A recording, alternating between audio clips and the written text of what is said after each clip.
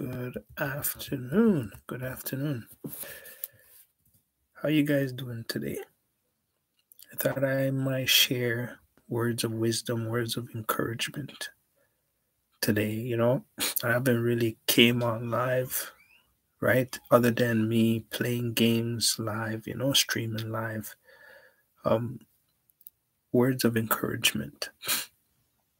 You see, the life we live is complex but yet simple.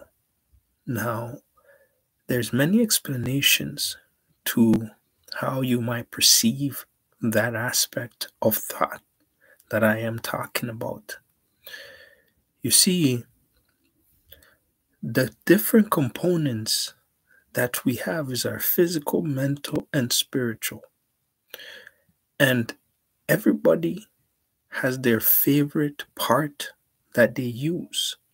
Some may use their mental, some may use their physical, and some may use their spiritual.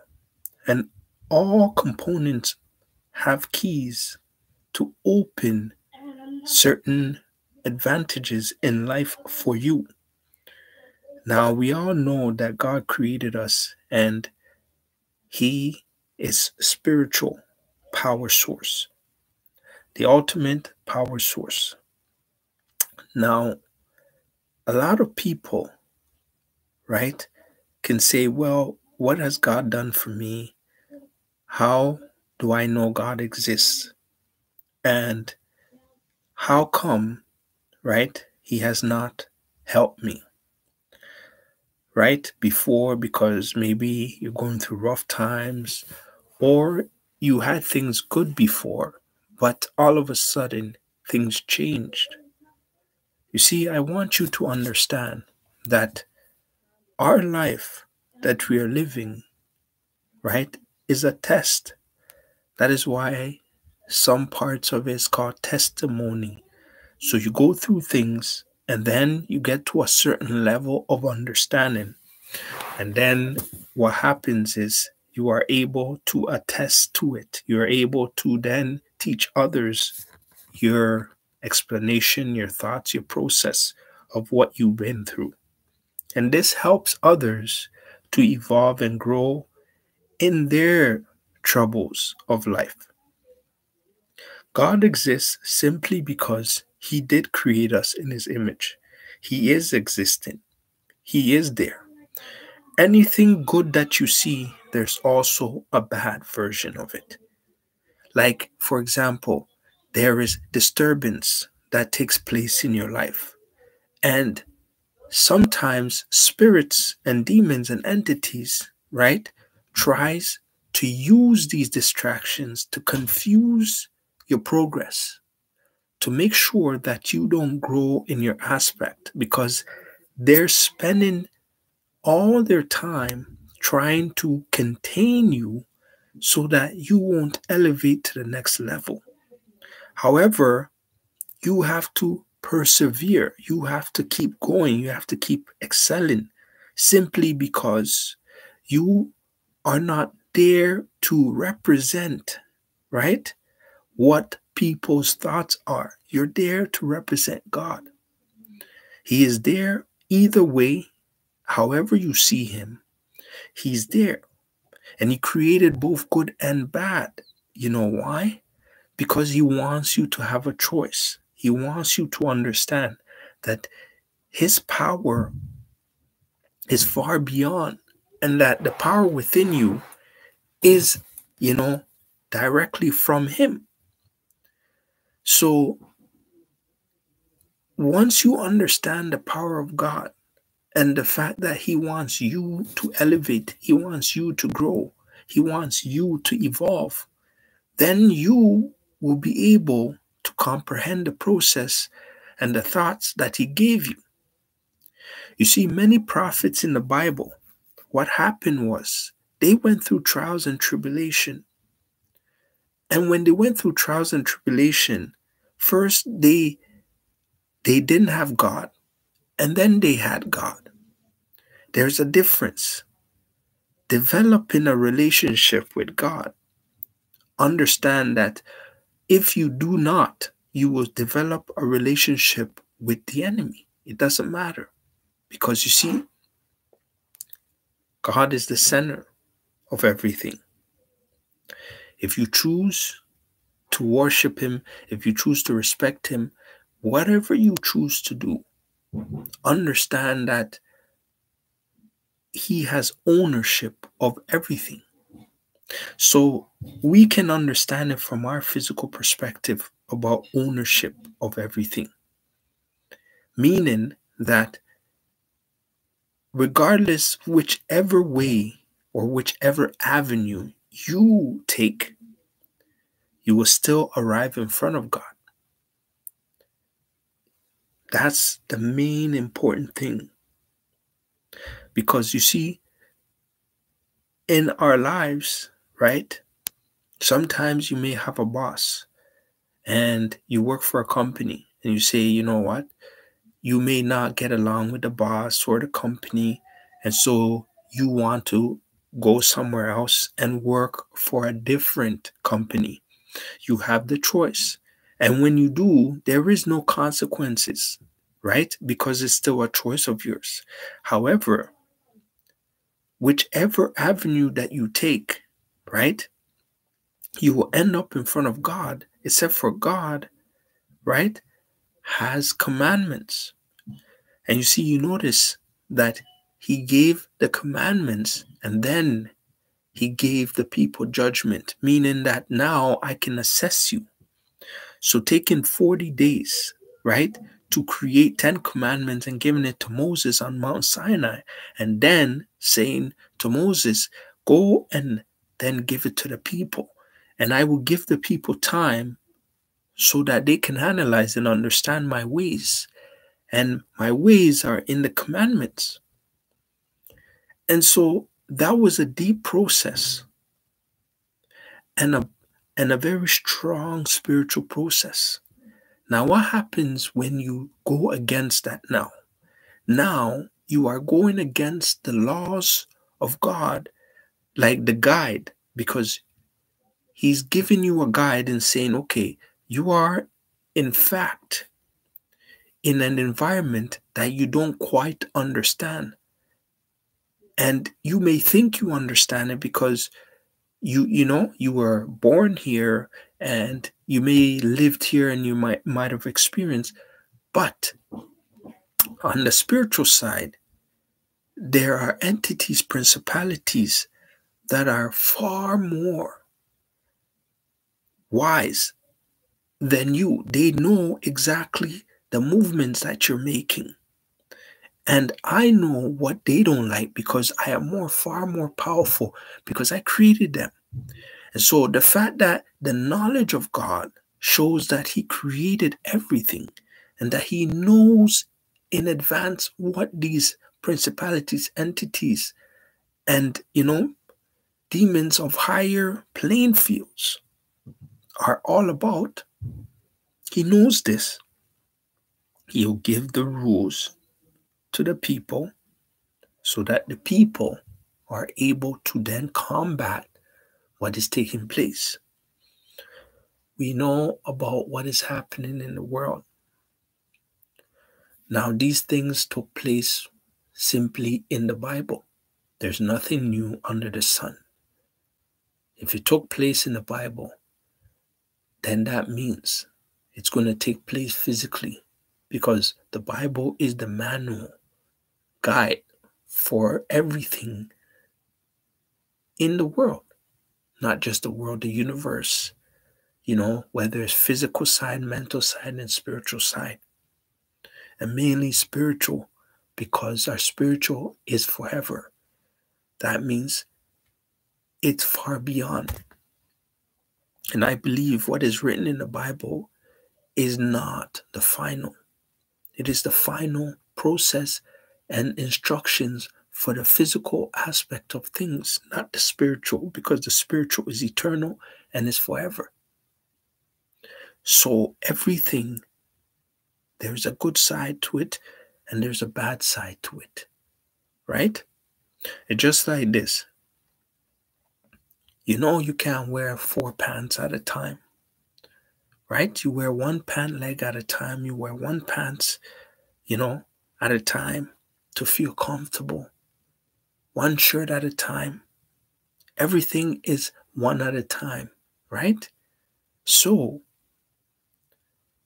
understand that God gave those instructions. God gave the levels of knowledge. So imagine God having all this source of knowledge and then embedding every single person to make a choice of their own. Any direction that you look at, God is the final sequence of that.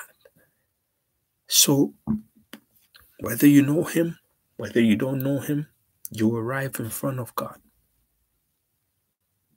And at the end of the day, you want to say, God, the abilities, the knowledge, the wisdom that you embedded in me, I have multiplied it. I have helped so many people with it, and they found their way to you.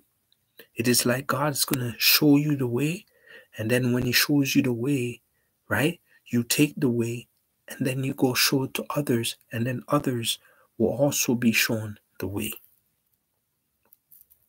And this is a blessing to everybody.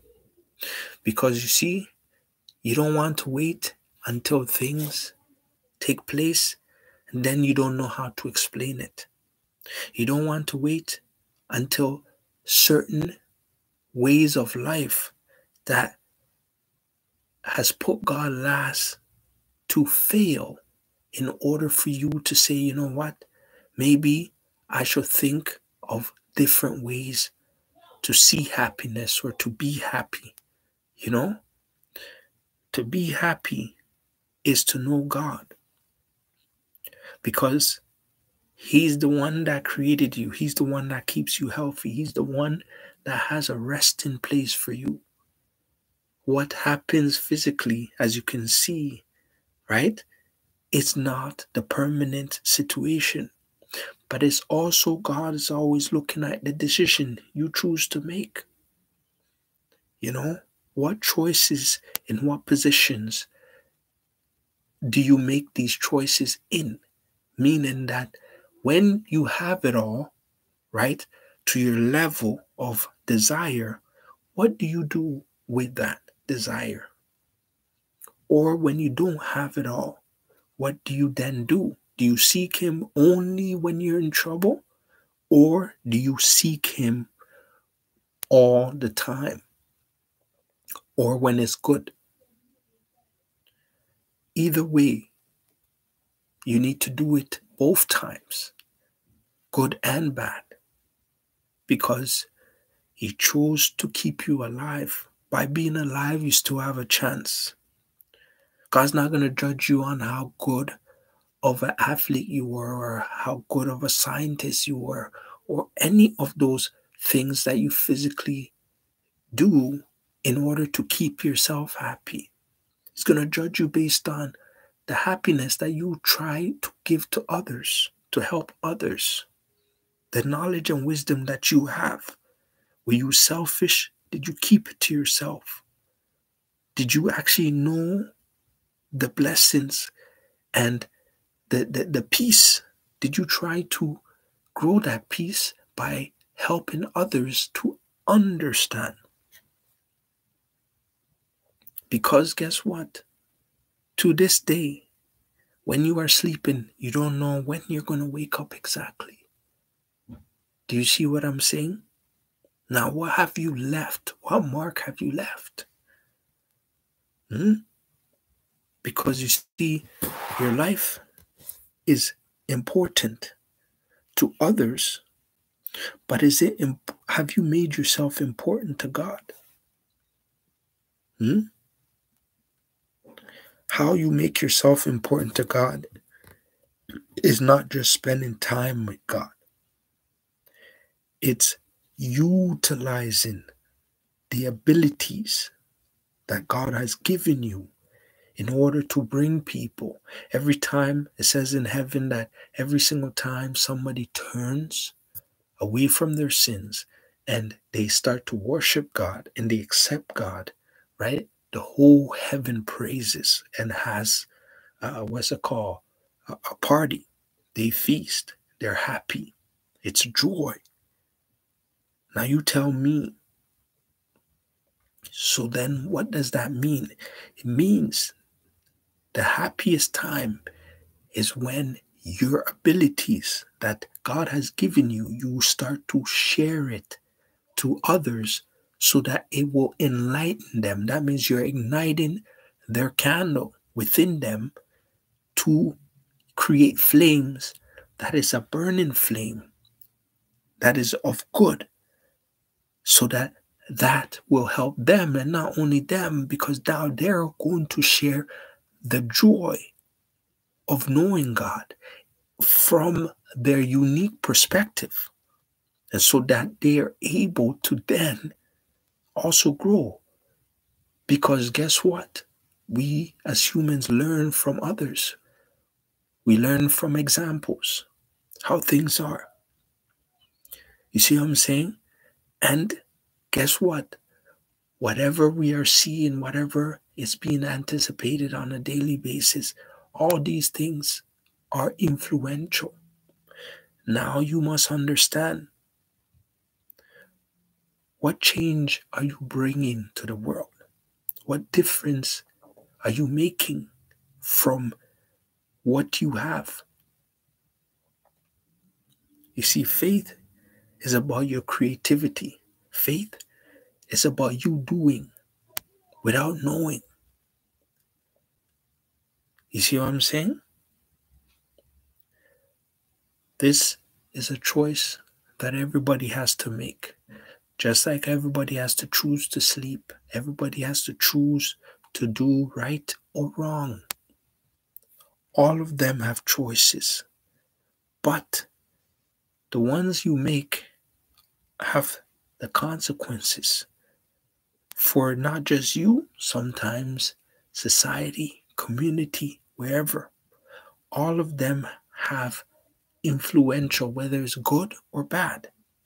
They all have some type of influence. So you can choose to be the best person and to behave in the best perspective way. You can choose not to and bring harm and cause. Because guess what? God sees what you have done with what you have. And what are you trying to do? You see, you can't truly sell your soul to the devil. Because guess what? The souls do not belong to what? The devil. It does not belong to him. Matter of fact, his soul does not even belong to him. Do you see what I'm saying? But to entrap your soul, that means your soul being captured for a time being and getting used how they want it can be done. But to give your soul that does not belong to you means that it's false. People do go and say, well, they're going to sell their soul. They have sold their soul, and that they can't talk about Jesus Christ. They can't talk about Yahweh, the Messiah. They can't do none of those things. But at the end of the day, the peace, they don't have peace because now they're more enhanced physically. The entities and demons and principalities that live in them is using them to move forward with their expression. But know that God is on one side and the other side. One side have good consequences, the other side of God has bad consequences, but he's on both sides. It's like, take it for like this. God's playing chess with God. So he's playing chess with himself. See what I'm saying?